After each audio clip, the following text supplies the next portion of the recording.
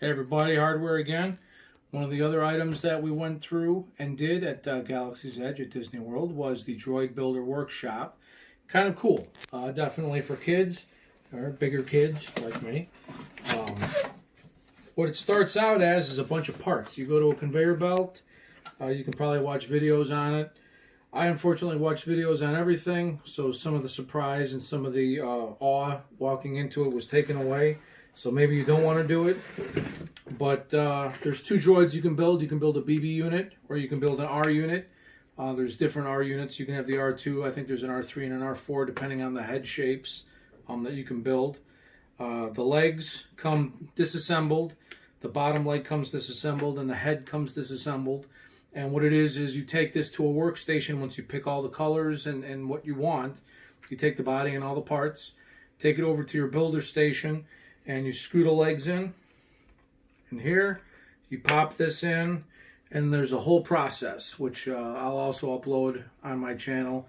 My wife took the video of me doing it, and they pair it with the remote, and then your little guy actually moves. You can get him to turn his head. He will talk. Now this droid is set up as a first order droid. There's a little compartment right here with a chip. It comes standard. I'm sorry, without the chip comes standard. And he sounds more like R2-D2 does. His name is R2-DC. I bought the black chip to put in him. There's two chips for the first order. There's a red chip and a black chip. There's two chips for the smuggler. I believe it's white and gray. And then there's two chips for the resistance. I don't remember their colors either, but all the chips do is give you a different noise configuration to how the droid is. And then when you take your droid with you around the park, when a first order droid goes to a first order encampment, it actually acts up and does stuff. When the first order droid is taken to the resistance encampment, he starts to spaz out a little bit. Like, what is this? What's going on here? It's kind of cool. And obviously in reverse, if you have a resistance chip in your droid and you take it to the first order, he'll start to spaz out like he doesn't want to be there. And if you take him to his resistance area, he acts normal and likes to be there. So it's kind of an interesting park interaction that the droids have. You can buy a backpack to put them in if you so desire. I just have your typical cardboard that he slips into. I didn't get the backpack, but there's doors. There's different configurations that you can buy for him in the store. My groups that I play with, our colors are black and purple. That's why his configuration here is black and purple. I initially set him up as black and white. These little arms can come out. If you remember with R2-D2, that's where some of his hidden arms and compartments were. These open up, clip back in. Some of these other panels just cover areas. These side panels on both sides, that one's a little tougher to do.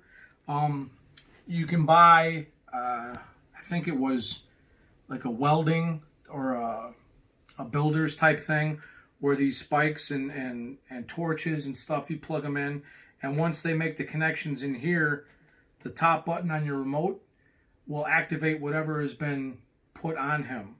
So if you have the torches and all that, I think it makes torch noises and whatnot.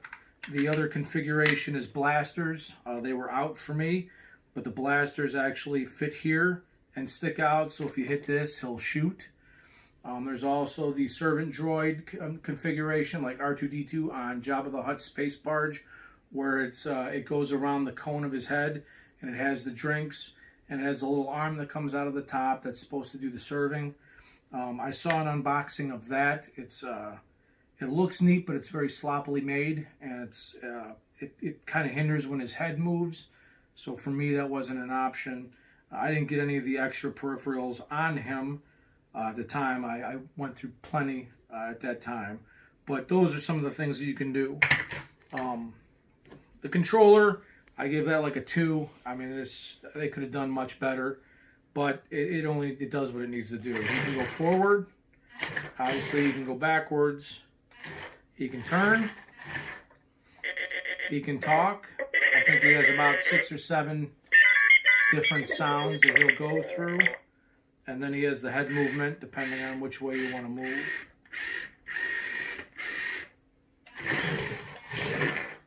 The BB-8 units are actually kind of neat. They're the ball, and the head is magnetized on the top, and he actually will spin. Same thing. It's just obviously a different configuration on how you build them. For the kids, it's definitely a 10 to do. There's minimal tool usage except for a very low power screwdriver to use to put the arms in. And it's a cool experience to watch the droid come to life. It was actually kind of neat. So that's the Droid Builders Workshop. Again, you have to kind of make a reservation ahead of time. They do walk-ins if there's availability. But when we went there, it was packed. It seemed to be packed all day. So it's something you want to think about to at least make the reservation ahead of time. If you can sneak in early, you sneak in early. Otherwise, at least you have a time that you can definitely go and build one if you so desire. That's it for me in R2DC. The next thing we'll talk about is Savi's workshop, where you build your own lightsaber. Pretty cool. It was an awe-inspiring experience, to be honest. And that's coming up next.